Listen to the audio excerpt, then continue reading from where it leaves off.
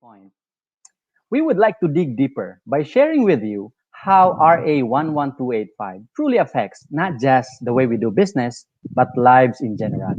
To give us more practical and beneficial tips in relation to EEC law, let us welcome SNAP's AVP, Assistant Vice President for Regulatory Affairs. This is my idol, a good friend of mine, James Manimtim. James is an electrical engineer, graduated from UP Diliman. He has over 10 years of experience in the power industry. He was a regulatory compliance officer with the country's biggest distribution utility. He also worked as a market senior officer at PEMC, Philippine Electricity Market Corporation, and held several leadership roles within SNAP in commercial operations and production planning. James, brother, the floor is yours. Thank you for that, Jupiter, for that very warm and flattering introduction. Oh, that's also from the heart. So, good afternoon, ladies and gentlemen.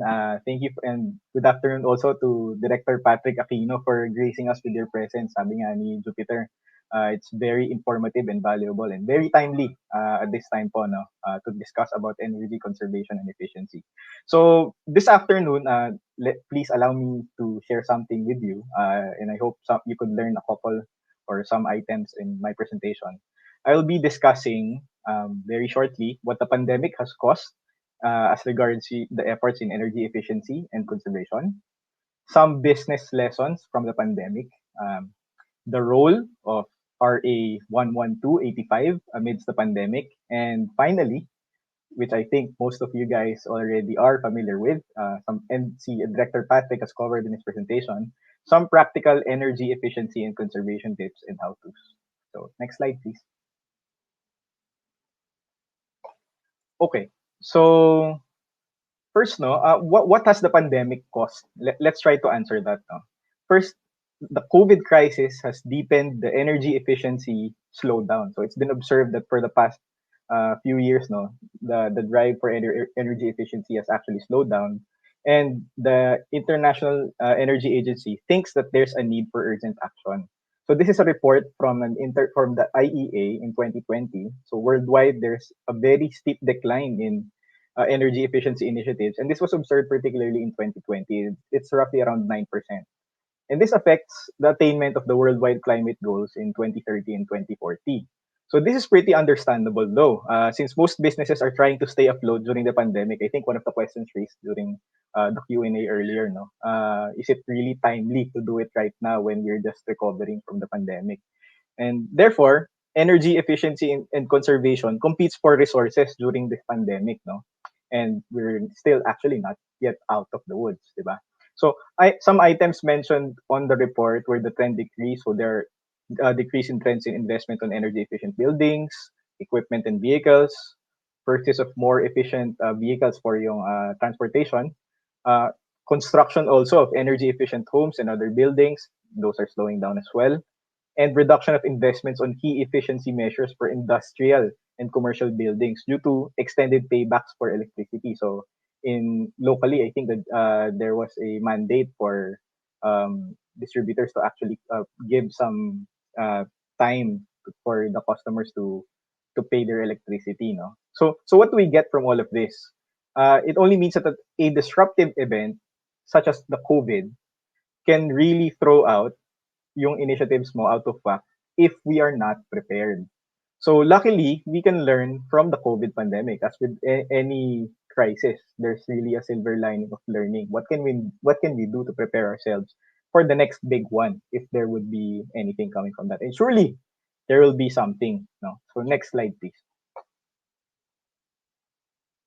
So I was talking about yung lessons that we have learned from this pandemic. No? So let me go first dun sa first item. Next slide, please. So first, the pandemic has taught us to have a preventive mindset. So in a blink of an eye, everyone, the way we usually do things suddenly disappeared, no? So any disruptive event can nullify years of innovation and progress on various aspects of our businesses. So whether it's agricultural, power, medical, and transport, no? And the lockdowns have affected the way we travel, transact business, and communicate, and it has not prepared us well enough, as evidenced in the way it impacted most of the businesses across the globe. So as a lesson, we should be scanning for such disruptive events. I think some people are coining this. There's a term. It's a black swan event, no? And how we can get prepared for such eventualities. One such eventuality probably we would be facing if we don't do something to get prepared for it would be climate change. And it has been communicated by various agencies worldwide. In that scenario, sufficiency of energy that powers our businesses, that's something that we need to really prepare for, no? And it starts with something as simple as efficient use of our energy and conserving it as well. So maybe a question that I can throw to you guys now. As a question to the group, what can we all do to manage such eventuality? So simple answer from us. It starts with energy conservation. So addressing energy efficiency, probably monitoring how we consume our energy through data collection and management, thereby reducing our carbon footprint. We can achieve significant environmental impact while improving the reliability of goods and services and reducing our costs and thereby driving yung sustained growth natin. So there are also other alternative solutions. Mostly right now, I think digital is the way to go to evolve the workforce. So such as working from home, realizing short-term benefits while preparing for the future. So those are some of the initiatives we can do to prepare for such eventuality. Next slide, please. So also, no, a second point, no, we need to have a plan to integrate sustainability in our purpose. So it's not just I think I heard it somewhere, no, a business without serving who is just serving for profit is not really something that's important, no. So we need to have a plan to integrate sustainability in our purpose. There's a criteria gathering attention from investors nowadays, and I'm sure you've heard all about this, no. So it's called the environmental, social, and governance or ESG criteria. So investors evaluate companies using such metric as a framework to screen investments or to assess risks in decision making. So why is it important? Investors in principle think that having ESG in the way businesses conduct their business provide an indicator, a very strong indicator on how they will fare towards the future. So this will include stewardship of the environment, such as in controlling waste and pollution, resource depletion, greenhouse gas emissions, reduction of carbon footprint, etc. So again, no, as a question to the group, what environmentally sustainable practices can we weave in our business to serve a larger purpose than just profit making? What is there for us to do so that we may we may serve a larger purpose than the business? So next slide.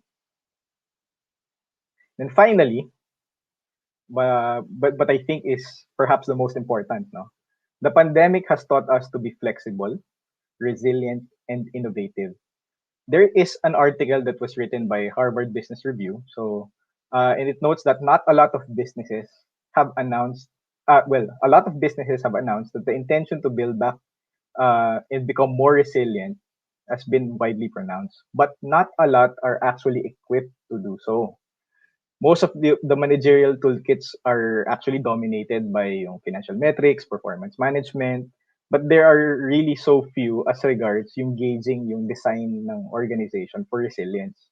So, let me just leave this question, no? As a final question, what practices can we adopt now to prepare for the future? I think I've said a couple earlier now. So as regards flexibility and resilience, we can look at digitalization, using advanced technologies. I think one of the buzzwords these days would be the use of data science in how we can improve our operations.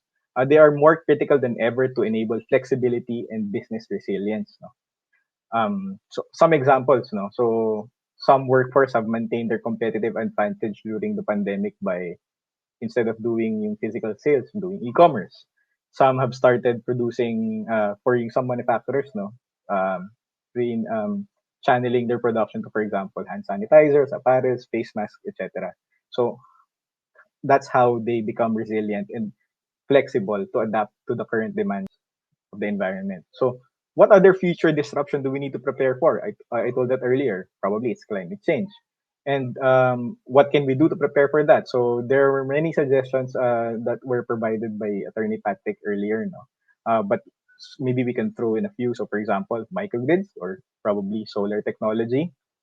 This would prepare companies from probably grid disrupting events or possibly volatile electricity markets if we foresee in the future wherein there is not enough sufficient supply in energy. So yeah, so that's for that one. Next slide, please. So finally, which is actually the topic of my presentation. So how do we answer the question na what is the role of RA 11285 during the pandemic, no? So it's very simple. It is really to prepare us for the future, no? There was a question earlier, do we delay it now? Do we delay it considering that we're just recovering from the pandemic now? Attorney Patrick has actually said it very, very brilliantly.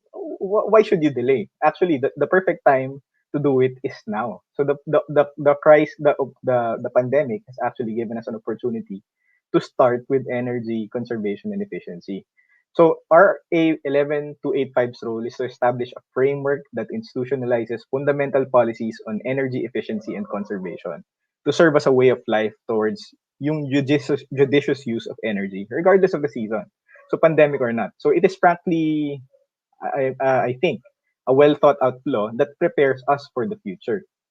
Let me just reiterate. So RA 11285 prepares us for the future. So what better time to prepare for the future than now? So it starts with as simple as energy conservation and efficiency. So next slide, please. Okay, so now this is the portion na I think some people will ask, ano ba yung practical tips for energy efficiency and conservation? Attorney Patrick has actually mentioned quite a lot earlier now. And I'm sure most of you guys are already implementing this. But let me just run you through our suggestions and probably you may pick up a couple or two or some. Sige, next slide, please.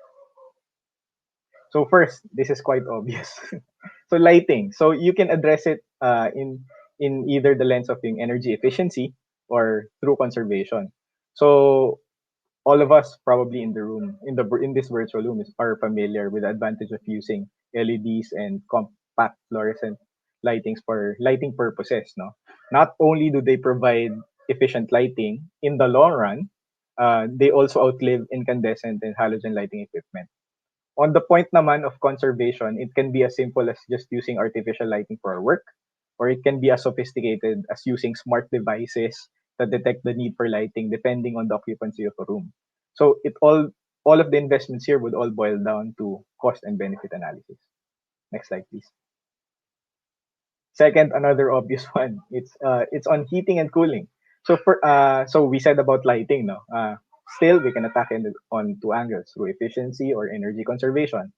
For the energy efficiency lens, we could consider using um, or considering devices with higher cooling or energy efficiency ratings.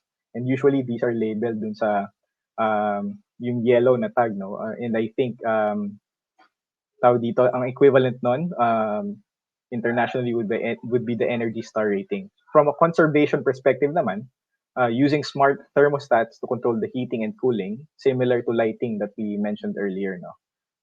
Also, as simple as I think this has got a lot of buzzwords during the time of the previous secretary, no. So energy sense makes sense, right? No, wherein they encourage you, can you actually adjust your thermostat a degree higher or lower depending on the season. That really makes sense, no? So next slide, please. This do not need mentioning, but I'll say it anyway. Um, this is very important, preventive maintenance of our equipment so as to keep them in tip-top shape. And this equipment usually comes with manuals that prescribe the timeline on how to maintain our equipment. And the more you use yung equipment, the more they wear out and the more they get dirty, right?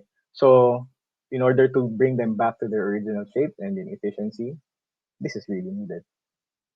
Next slide, please. And then this is another feature that probably we might not be using, hibernating and sleeping in our workstation, especially these days, no? That when most of us are working at home. I've heard some of my colleagues actually asking our other colleagues, when was the last time you restarted your computer? It is actually funny to hear, no? But it's actually that practice is actually um, energy intensive. So what we can do is to use a feature of our operating systems wherein there's a hibernating function, so that if your concern is actually when you restart your computer, you don't know where you left off. No, hibernating gives us the advantage of conserving energy, while when we turn at the convenience of when you turn on your units again, you will be back at where you left your workstation. Okay, next slide, please. And then also, this was mentioned by Attorney Patrick, no? For a more comprehensive approach to find out areas in your businesses where improvements can be had as regards efficiency and conservation, conduct energy audits. So depending on the size of your business and its needs, you are mandated to have an energy audit in your workplace, and this type of review compiles information based on energy demands for your operation and helps you determine the areas where you can reduce your energy consumption. Next slide, please. And finally, which is probably among all of the obvious things that I've mentioned earlier, this is probably the most important. So it all starts with the employees. Now, at the heart of all the conservation efforts, no matter how much investment you put there, it starts with the people. It starts with creating a shared culture of conservation and energy efficiency. No matter how much investment in equipment, nothing will happen if your employees are not invested in the effort. They would likely help if you get them to have a buy-in. So they need to be able to understand why they need to do this. Here in Snap, we tell that kind of thinking as yung owner's mindset, no? So treating the business and its resources as if they're their own. It's really timely that during this pandemic, they would be able to find a shared purpose on why we're doing this. So probably some practical tips and try to involve them in thinking of innovative ways on how to conserve energy. So there are some which are being employed right now. So telecommuting, or probably work from home. Some of those few initiatives which we can do, and it shouldn't just and these practices, no, on how we can conserve energy. It shouldn't just be the responsibility of the business owners. The employees should be informed on how they can save energy and be encouraged and probably even incentivized, no, to share their own innovative ideas on how to cut down on energy costs. By having probably an open dialogue, you can create an energy efficient work culture at your businesses. Next slide, please. Okay, so let me just wrap up, no. So that was really a mouthful, no, and I hope you picked up a couple learnings from my presentation. Let me just wrap it up now. First, I told you that the COVID crisis reminded that everyone, including businesses, need to be prepared for disruptive events that threaten our existence. Probably another disruptive event would be climate change, and we need to ensure that our businesses have a game plan to thrive in that eventuality. This requires resiliency, innovation, and flexibility. Now, RA 11285 is a visionary law that prepares us for the future. It makes energy efficiency and conservation a way of life and will help us transition to a carbon neutral future easier. A lot of the steps can be taken to achieve energy efficiency and conservation. It can be either through investments in common business needs that are more energy efficient or incorporating smart technologies to aid in conservation. And finally, on top of everything, um, would be creating a culture of conservation and efficiency in the workplace. It starts with the people. So that's it from me. Thank you for